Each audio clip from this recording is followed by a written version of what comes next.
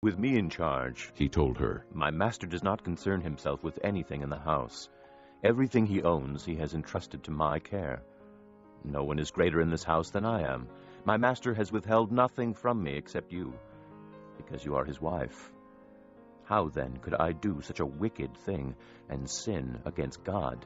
And though she spoke to Joseph day after day, he refused to go to bed with her or even be with her.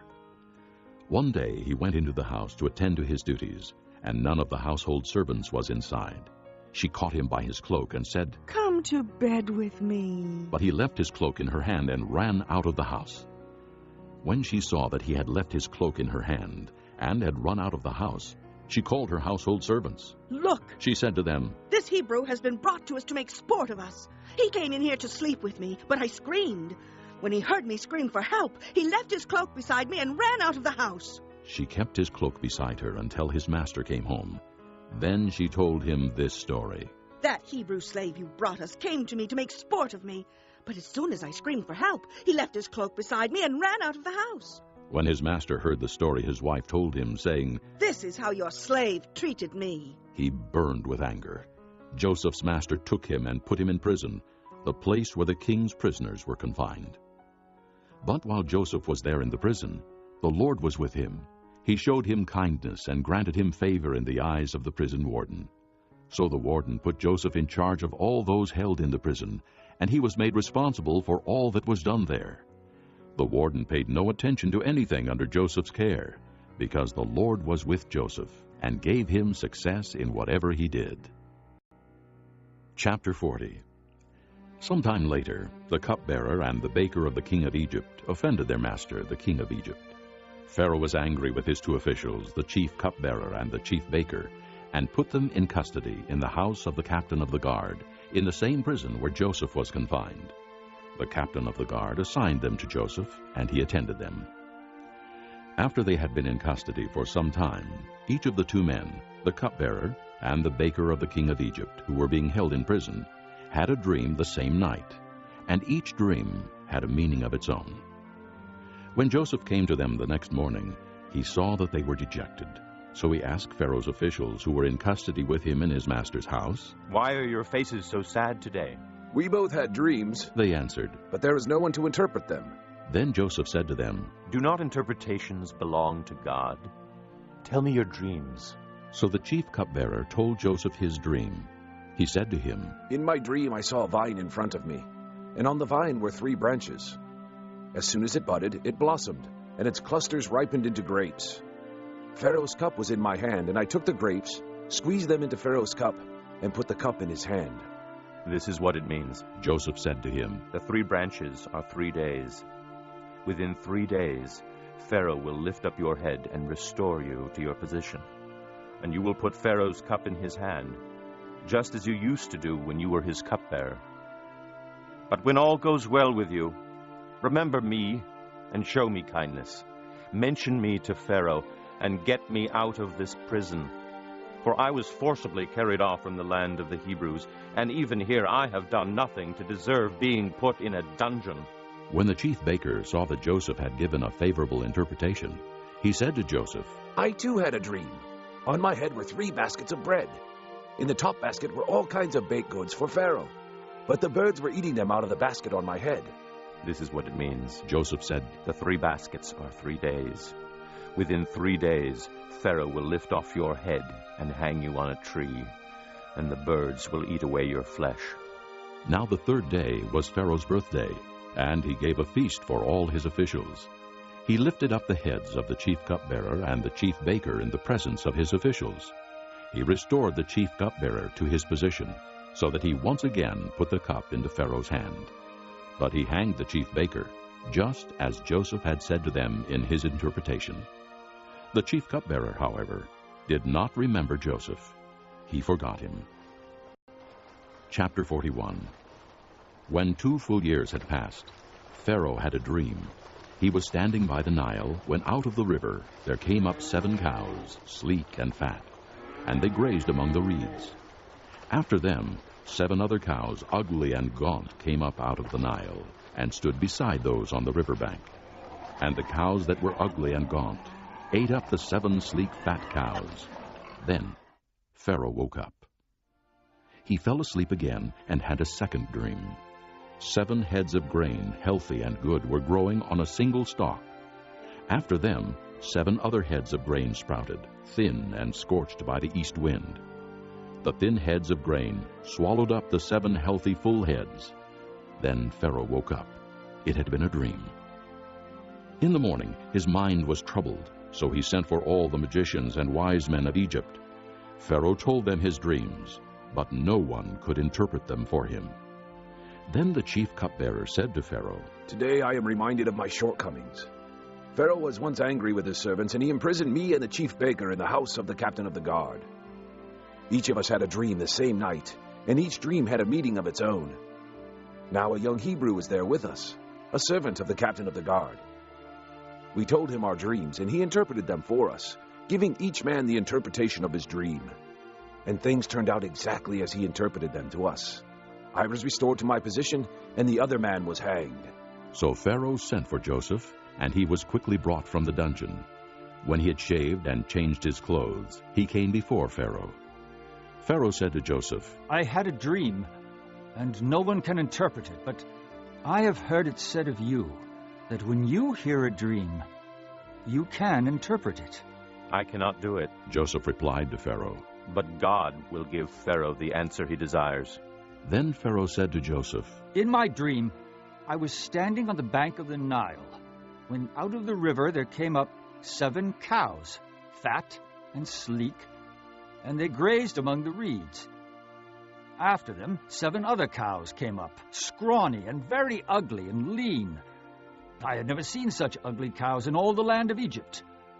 The lean, ugly cows ate up the 7 fat cows that came up first.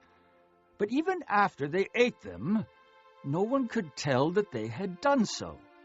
They looked just as ugly as before. Then I woke up. In my dreams, I also saw 7 heads of grain, full and good, growing on a single stalk. After them, 7 other heads sprouted, withered and thin and scorched by the east wind. The thin heads of grain swallowed up the 7 good heads. I told this to the magicians, but none could explain it to me." Then Joseph said to Pharaoh, The dreams of Pharaoh are one and the same. God has revealed to Pharaoh what he's about to do. The 7 good cows are 7 years, and the 7 good heads of grain are 7 years. It is one and the same dream. The 7 lean, ugly cows that came up afterward are 7 years, and so are the 7 worthless heads of grain scorched by the east wind. They are 7 years of famine.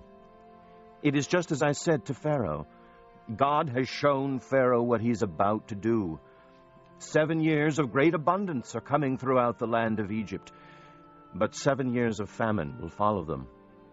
Then all the abundance in Egypt will be forgotten, and the famine will ravage the land. The abundance in the land will not be remembered, because the famine that follows it will be so severe. The reason the dream was given to Pharaoh in 2 forms is that the matter has been firmly decided by God, and God will do it soon. And now, let Pharaoh look for a discerning and wise man and put him in charge of the land of Egypt. Let Pharaoh appoint commissioners over the land to take 1/5 of the harvest of Egypt during the 7 years of abundance. They should collect all the food of these good years that are coming and store up the grain under the authority of Pharaoh, to be kept in the cities for food. This food should be held in reserve for the country, to be used during the 7 years of famine that will come upon Egypt, so that the country may not be ruined by the famine. The plan seemed good to Pharaoh and to all his officials. So Pharaoh asked them, "Can we find anyone like this man, one in whom is the Spirit of God?" Then Pharaoh said to Joseph, "Since God has made all this known to you, there is no one so discerning and wise as you. You shall be in charge of my palace, and all my people are to submit to your orders. Only with respect to the throne will I be greater than you." So Pharaoh said to Joseph, "I hereby put you in charge of the whole land of Egypt." Then Pharaoh took his signet ring from his finger and put it on Joseph's finger.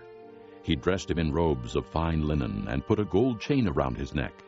He had him ride in a chariot as his second in command, and men shouted before him, "Make way!" Thus he put him in charge of the whole land of Egypt.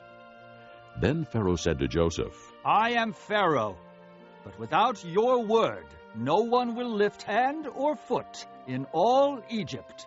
Pharaoh gave Joseph the name Zaphanath-Paneah, and gave him Asenath, daughter of Potiphera, priest of On, to be his wife. And Joseph went throughout the land of Egypt. Joseph was 30 years old when he entered the service of Pharaoh, king of Egypt. And Joseph went out from Pharaoh's presence and traveled throughout Egypt. During the 7 years of abundance, the land produced plentifully. Joseph collected all the food produced in those 7 years of abundance in Egypt and stored it in the cities. In each city, he put the food grown in the fields surrounding it. Joseph stored up huge quantities of grain, like the sand of the sea. It was so much that he stopped keeping records because it was beyond measure. Before the years of famine came, 2 sons were born to Joseph by Asenath, daughter of Potiphera, priest of On. Joseph named his firstborn Manasseh and said, It is because God has made me forget all my trouble and all my father's household. The second son he named Ephraim and said, It is because God has made me fruitful in the land of my suffering. The 7 years of abundance in Egypt came to an end, and the 7 years of famine began, just as Joseph had said. There was famine in all the other lands, but in the whole land of Egypt there was food. When all Egypt began to feel the famine, the people cried to Pharaoh for food. Then Pharaoh told all the Egyptians, Go to Joseph and do what he tells you. When the famine had spread over the whole country, Joseph opened the storehouses and sold grain to the Egyptians, for the famine was severe throughout Egypt. And all the countries came to Egypt to buy grain from Joseph, because the famine was severe in all the world. Chapter 42. When Jacob learned that there was grain in Egypt, he said to his sons, Why do you just keep looking at each other? He continued, I have heard that there is grain in Egypt. Go down there and buy some for us, so that we may live and not die. Then 10 of Joseph's brothers went down to buy grain from Egypt. But Jacob did not send Benjamin, Joseph's brother, with the others, because he was afraid that harm might come to him. So Israel's sons were among those who went to buy grain, for the famine was in the land of Canaan also. Now Joseph was the governor of the land, the one who sold grain to all its people. So when Joseph's brothers arrived, they bowed down to him with their faces to the ground. As soon as Joseph saw his brothers, he recognized them, but he pretended to be a stranger and spoke harshly to them. Where do you come from? He asked. From the land of Canaan, They replied. to buy food. Although Joseph recognized his brothers, they did not recognize him. Then he remembered his dreams about them and said to them, You are spies. You have come to see where our land is unprotected. No, my lord. They answered. Your servants have come to buy food. We are all the sons of one man. Your servants are honest men, not spies. No, He said to them. you have come to see where our land is unprotected. But they replied, Your servants were 12 brothers, the sons of one man, who lives in the land of Canaan. The youngest is now with our father, and one is no more. Joseph said to them, It is just as I told you. You are spies, and this is how you will be tested. As surely as Pharaoh lives, you will not leave this place unless your youngest brother comes here. Send one of your number to get your brother. The rest of you will be kept in prison, so that your words may be tested to see if you are telling the truth. If you are not, then as surely as Pharaoh lives, you are spies. and he put them all in custody for 3 days. On the 3rd day, Joseph said to them, Do this, and you will live, for I fear God. If you are honest men, let one of your brothers stay here in prison, while the rest of you go and take grain back for your starving households. But you must bring your youngest brother to me, so that your words may be verified and that you may not die. This they proceeded to do. They said to one another, Surely we are being punished because of our brother. We saw how distressed he was when he pleaded with us for his life, but we would not listen. That's why this distress has come upon us. Reuben replied, Didn't I tell you not to sin against the boy? But you wouldn't listen. Now we must give an accounting for his blood. They did not realize that Joseph could understand them,